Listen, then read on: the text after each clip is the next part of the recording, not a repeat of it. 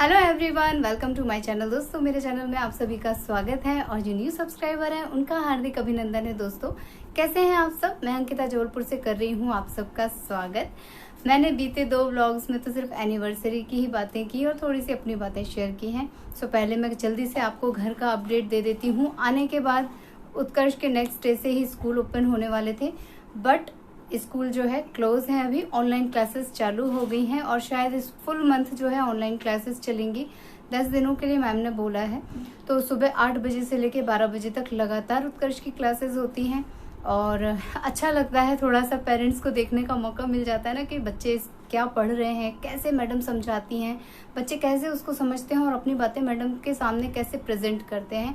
बहुत सारी कमियां मुझे नज़र आई हैं, तो मैंने उत्कर्ष को बोला है कि बेटा इसे ठीक करना ज़रूरी है।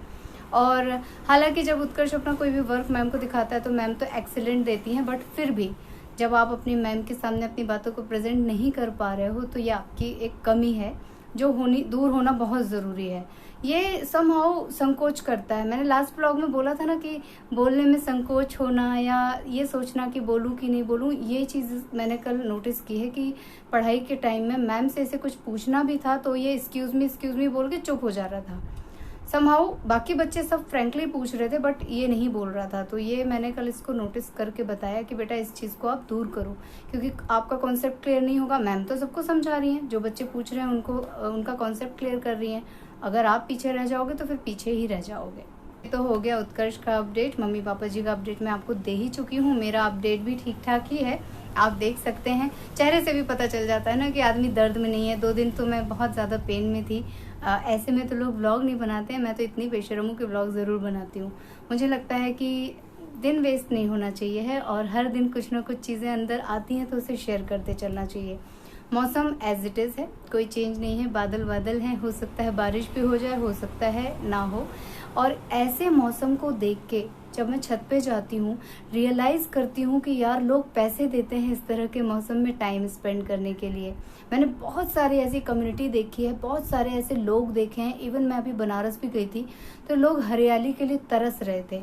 लोगों ने बहुत बड़ी बड़ी बिल्डिंग खड़ी कर ली है, फ्लैट्स में वो रह रहे हैं और फ्लैट में जितनी बालकनी वाला स्पेस उनको मिलता है उसमें जो आप प्लांट्स लगा लो बस वही आपकी धरोहर है।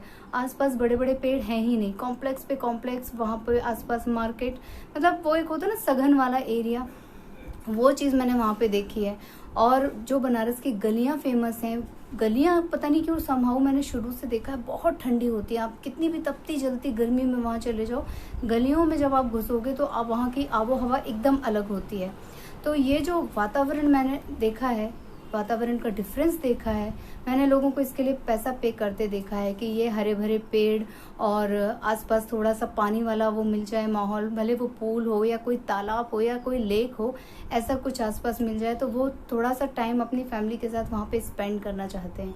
जब भी मैं छत पे जाती हूँ तो मुझे ऐसे ही वातावरण देखने को मिलता है कि चारों तरफ जो है हरियाली दिख रही है, बादल दिख रहे हैं, पक्षियों की चहचहाहट सुनाई दे रही है। और ऐसे चीज़ों को ना मैं मन भर के जीना चाहती हूँ, एंजॉय करना चाहती हूँ।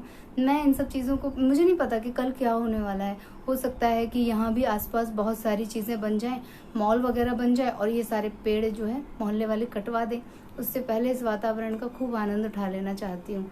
वैसे भी जब हम यहाँ पर आए थे तो 1-2 ही मकान थे, अब तो लगातार लाइन से मकान हैं, बड़ी बड़ी स्कूल बस आती हैं, दिन भर ये रोड चलती है। तो माहौल देखो बदलने में टाइम नहीं लगता। अभी मेरी शादी को कितने 10 ही साल तो हुए हैं, 10 साल में इतना ज़्यादा बदलाव मैंने देखा है। तो इस चीज़ को ना मैं हमेशा जीना चाहती हूँ और आप लोगों के साथ भी शेयर करना चाहती हूँ। मैंने आज का मॉर्निंग का वातावरण जो है कैप्चर किया है और वो मैं आप लोगों को दिखाती हूँ।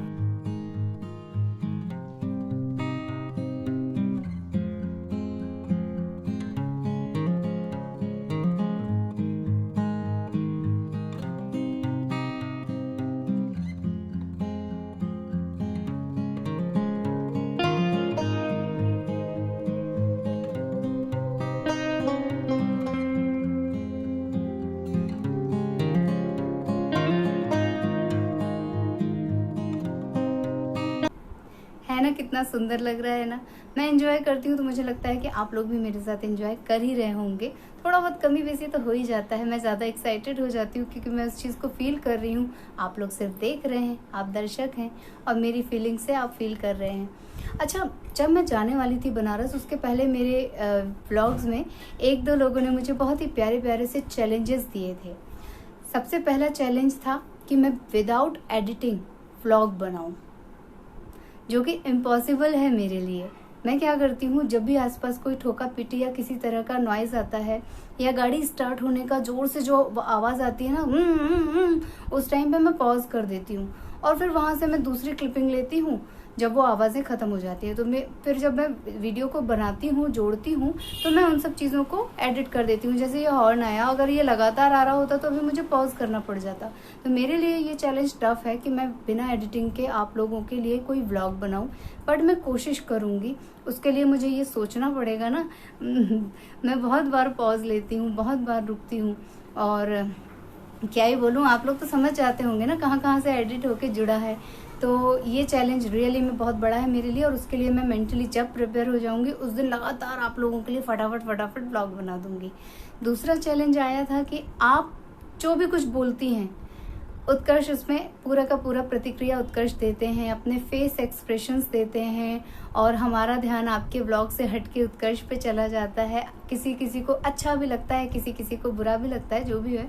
लेकिन जिन्होंने मुझे ये चैलेंज दिया था उन्होंने कहा था कि आप बात करना बट उत्कर्ष ऐसा भोंदू बना बैठा रहे, बिल्कुल भी एक्सप्रेशन इसके फेस पे नहीं आने चाहिए, which is quite tough. Really में ये इम्पॉसिबल है क्योंकि जब हम घर में कोई भी काम कर रहे होते हैं तो इम्प्रेशन हम लोगों के में सब में आते हैं, मतलब मेरे में भी आते हैं, उत्कर्ष में भी आते हैं। तो ये तो फिर से टफ चैलेंज है, दोनों चीज़ें ही टफ है मेरे लिए। तीसरी चीज़ आई थी कि मैं जब गाना गाती हूँ, जब आप लोगों से बात करती हूँ तो मेरी नॉर्मल वॉइस आती है, लेकिन जब मैं सॉन्ग वगैरह गाती हूँ तो बहुत ही अच्छी सी इको वॉइस आती है। सो मैं कौन सा सॉफ्टवेयर यूज़ करती हूँ या क्या यूज़ करती हूँ, तो मैं जो यूज़ करती हूँ वो आप लोगों के साथ शेयर कर रही हूँ। वो सॉफ्टवेयर नहीं है, वो मेरे घर का एक प्लेस है जहाँ पे जाके मैं गाना गाती हूँ और बहुत ही अच्छा साउंड आता है। मुझे खुद वो साउंड पसंद है। कभी कभी वो चीज़ बहुत ज़्यादा आ जाती है तो मुझे कई बार गाना पड़ता है। सो वो प्लेस मैं आप लोगों के साथ शेयर करती हूँ, चलिए मेरे साथ। ये है वो रूम जहाँ पे मैं गाना गाती हूँ। ये प्लेस जो है बंद रहता है और इस प्लेस को वास्तु के हिसाब से हम लोगों को खाली रखना है। ओहो, कहाँ से लूँ, इतना छोटा सा है। तो यहाँ पे कबाड़ भरा हुआ है और कबाड़ में उत्कर्ष। तो यहाँ पे क्या होता है, मेरी आवाज़ गूंजती है, इस प्लेस पे मेरी आवाज़ गूंजती है। इसलिए जब मुझे कोई सॉन्ग गाना होता है पर्टिकुलर तो मैं यहाँ पर आके गाती हूँ, कोई भजन गाना होता है तो मैं यहाँ पे आके गाती हूँ। और उसके लिए भी मुझे टाइम देखना पड़ता है क्योंकि आसपास से नॉइज़ पोल्यूशन यहाँ भी आता है। मैं एक छोटी सी लाइन गा के सुनाती हूँ आपको और देखना कितनी प्यारी सी वॉइस आएगी।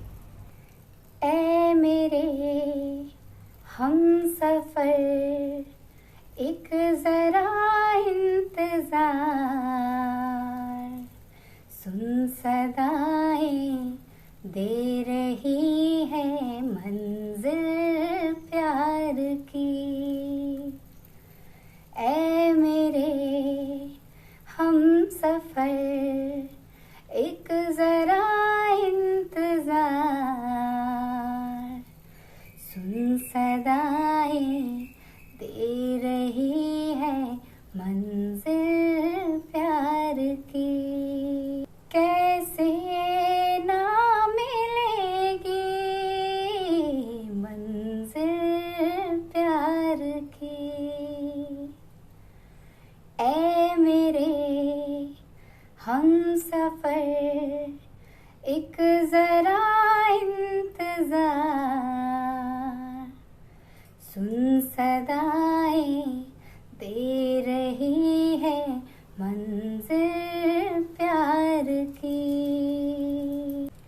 यहाँ बहुत गर्म लगता है और जब मैं सॉन्ग गा रही होती हूँ तो ये दरवाज़ा क्लोज कर देती हूँ ताकि बाहर की आवाज़ यहाँ पे ना आए और मुझे डिस्टरबेंस ना हो। अभी खुला रखा है दरवाज़ा क्योंकि मैं व्लॉग बना रही हूँ। सो यही है मेरा वो एरिया जहाँ पे इको होती है वॉइस और बहुत ही अच्छी गूंजती है। मुझे एक्स्ट्रा एफर्ट डालने की ज़रूरत नहीं होती है। दूसरा, मेरे गले में अगर थोड़ी बहुत भी मुर्की वगैरह आती है ना, तो वो यहाँ पे क्लियर हो जाती है। वहाँ बाहर कभी मैं कहीं गाती हूँ, रूम में गाती हूँ या कहीं और गाती हूँ, तो वो पता नहीं चलता, बट यहाँ बहुत क्लियर वॉइस आती है। तो ये मेरा वो प्लेस है। कैसे ना मिलेगी मंजिल प्यार की, ऐ मेरे हम सफर एक जरा इंतजार, सुन सदाएं दे रही है मंजिल प्यार की। ये डिफरेंस है। मैं जब यहाँ पे गाती हूँ तो ऐसा आता है, जब मैं वहाँ पे गाती हूँ तो इको होता है। सो आप लोगों के चैलेंजेस को एक्सेप्ट करते हुए और अपने कुछ राज आप लोगों के सामने खोलते हुए मैं आज का व्लॉग यहीं पे एंड कर ले रही हूँ। आप लोगों से ले लेती हूँ विदा। मिलूंगी अपने नेक्स्ट वीडियो में, लेकिन जाने से पहले आप लोगों में से जो लोग नए हैं प्लीज मेरे चैनल को सब्सक्राइब कीजिएगा, वीडियोस को लाइक कीजिएगा और अपनी फैमिली और फ्रेंड्स के साथ उसे शेयर कीजिएगा दोस्तों। और इसी तरह अपना प्यार और आशीर्वाद बनाए रखिएगा। अपना ख्याल रखिएगा। Bye bye. Bye bye and thank you for watching.